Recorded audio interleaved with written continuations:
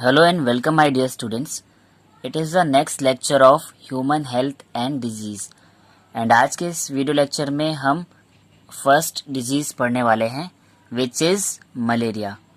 Last video में हमने start किया था एक इंट्रोडक्टरी वीडियो जहाँ पे मैंने आपको बताया था डिजीज़ क्या होती हैं, डिजीज़ ट्रांसमिटिंग एजेंट्स कितने टाइप के होते हैं और उन एजेंट्स के बिहाफ पर हम किन किन टाइप्स की डिजीज़ को पढ़ सकते हैं, यानी कि किन टाइप्स की डिजीज़ हमको देखने को मिली हैं और साथ में उनके वेक्टर्स क्या होते हैं, यानी कि उन डिजीज़ को ट्रांसमिट करने वाले जो एजेंट्स होते हैं उन्हें बोलते हैं vectors.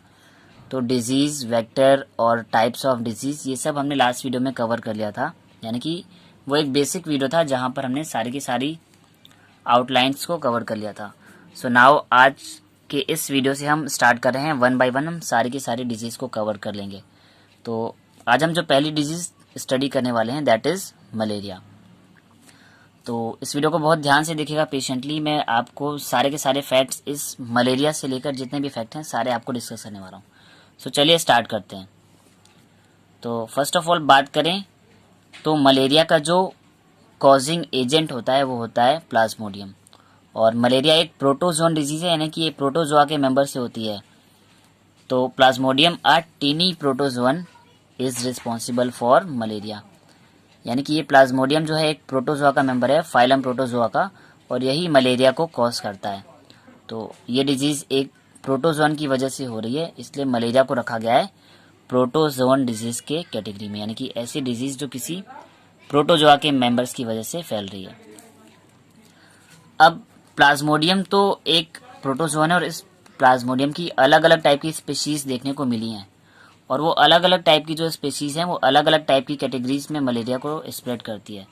So there are different species of Plasmodium.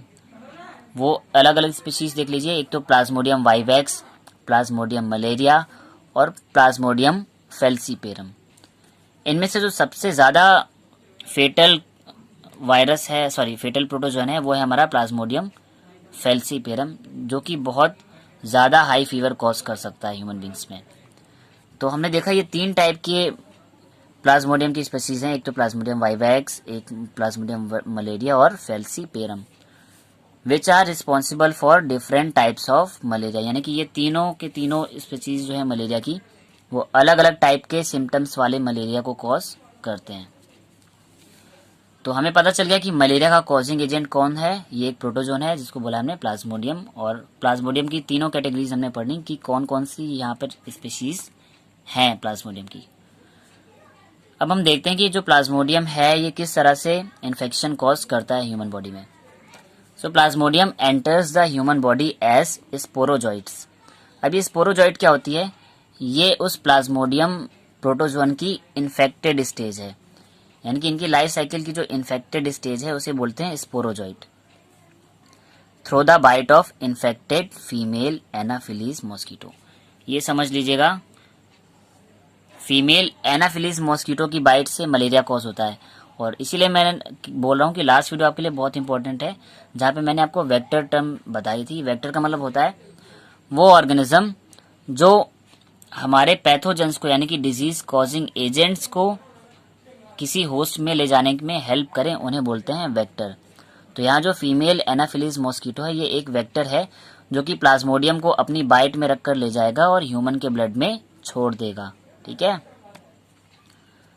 तो अगर ये जो इसकी जो इन्फेक्टेड स्टेज है स्पोरोजॉइट, ये हमारे फीमेल एनाफिलीज मॉस्किटो की बाइट में प्रेजेंट होती है और जैसे ही वो आपको काट लेगा, ठीक है, इन्फेक्टेड फीमेल एनाफिलीज यानी कि ऐसा एनाफिलीज जहाँ पे स्पोरोजॉइट स्टेज प्रेजेंट है प्लाज्मोडियम की, वो जैसे ही काटेगा तो वो डिजीज आप में आ जाएगी।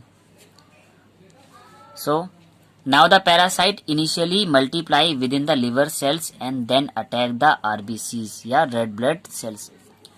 तो ये जो इन्फेक्शन है कैसे कॉज करता है, जैसे ही फीमेल एनाफिलीज ने आपको काटा, ये मोस्ट इंपॉर्टेंट पॉइंट है, मेल मॉस्किटो डिजीज कॉज नहीं करते हैं, वो केवल फ्लावर के नेक्टर और पॉलिन्स को सक करते हैं। जो ब्लड सकिंग मॉस्किटो होते हैं वो सारे के सारे फीमेल कैंडिडेट्स होते हैं।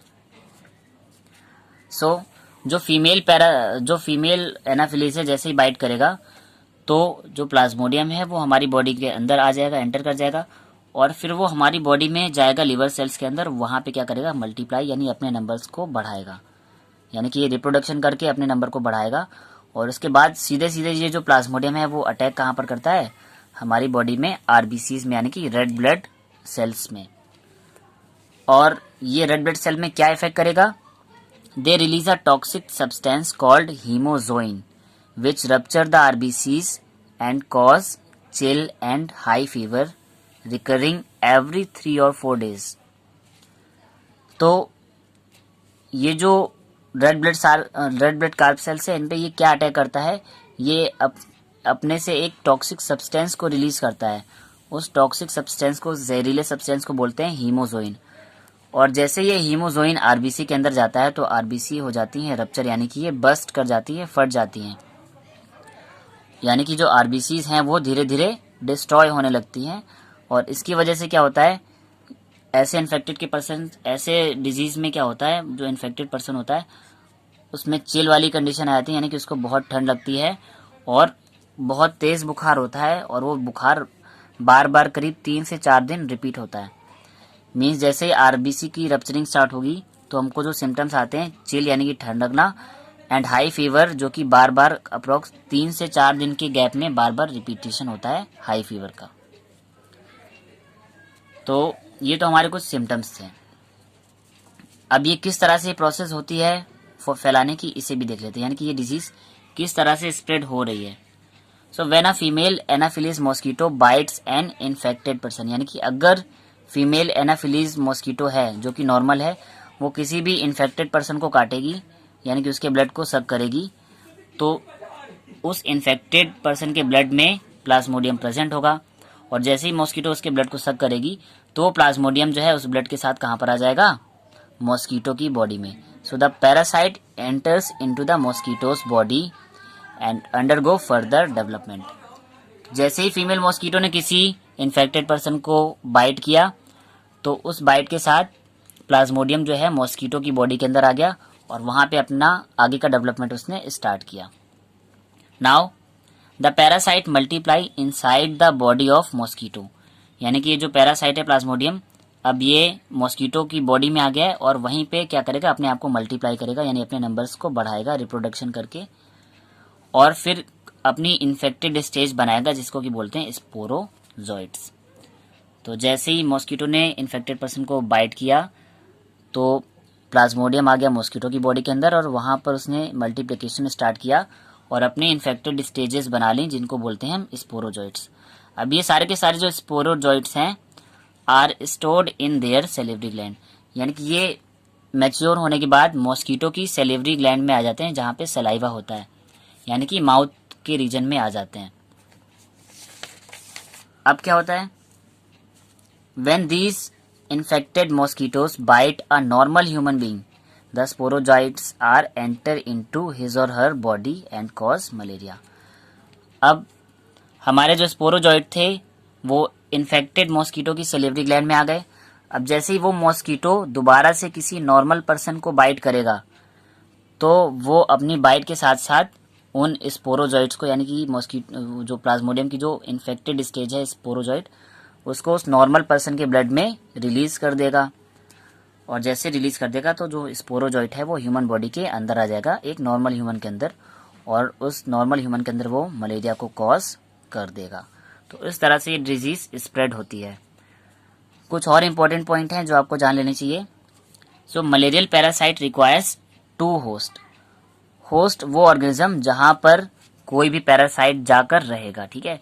तो देखिए मलेरिया का जो पैरासाइट है प्लाज्मोडियम, ये 2 होस्ट में रह रहा है, एक बार तो मॉस्किटो में भी रह रहा है और एक बार ह्यूमन में भी रह रहा है।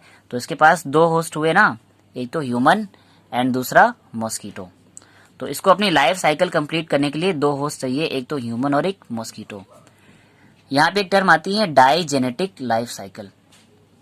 इसकी डेफिनेशन क्या होती है, those organisms whose life cycle completes within 2 host is called digenetic life cycle, यानी कि ऐसे ऑर्गेनिज्म जिनकी जो पूरी की पूरी लाइफ साइकिल है उसको कंप्लीट करने के लिए उनको 2 होस्ट की जरूरत पड़ती है। तो ऐसी लाइफ साइकिल को बोलते हैं डाइजेनेटिक लाइफ साइकिल। अगर लाइफ साइकिल एक ही होस्ट में कंप्लीट हो रही है तो मोनोजेनेटिक, अगर इनको अपने लाइफ साइकिल कंप्लीट करने के लिए 2 होस्ट चाहिए तो डाइजेनेटिक। तो यहाँ पर 2 होस्ट हैं, एक तो ह्यूमन और एक मॉस्किटो, तो इनकी जो लाइफ साइकिल है वो डाइजेनेटिक है। अब इनका जो प्राइमरी होस्ट होता है वो होता है मॉस्किटो यानी कि मच्छर, और जो सेकेंडरी होस्ट होता है वो होता है ह्यूमन यानी कि इंसान। लास्ट पॉइंट की बात करें तो हमने सारे के सारे फैक्ट्स पढ़ लिए, इसके इंपॉर्टेंट फीचर्स भी पढ़ लिए। तो फाइनली हम ये बोल सकते हैं the female Anopheles is the vector of malaria. और हमने इसीलिए मैंने लास्ट टाइम पे आपको वेक्टर समझाया था कि फीमेल एनाफिलीज मलेरिया को कॉज नहीं कर रहा है, यानी कि मलेरिया का कॉजिंग एजेंट नहीं है। फीमेल एनाफिलीज की वजह से मलेरिया नहीं हो रहा है, मलेरिया तो हो रहा है प्लाज्मोडियम की वजह से, जो कि एक प्रोटोजोन है। बट एनाफिलीज मॉस्किटो कर क्या रहा है, उस प्लाज्मोडियम को ह्यूमन बॉडी तक लाने का काम कर रहा है, यानी कि ट्रांसमिट करने का काम कर रहा है। इसीलिए हम इनको बोलते हैं ट्रांसमिटिंग एजेंट्स या वेक्टर, यानी कि ऐसे ऑर्गेनिज्म जो किसी भी डिजीज कॉजिंग एजेंट को या किसी भी पैथोजन को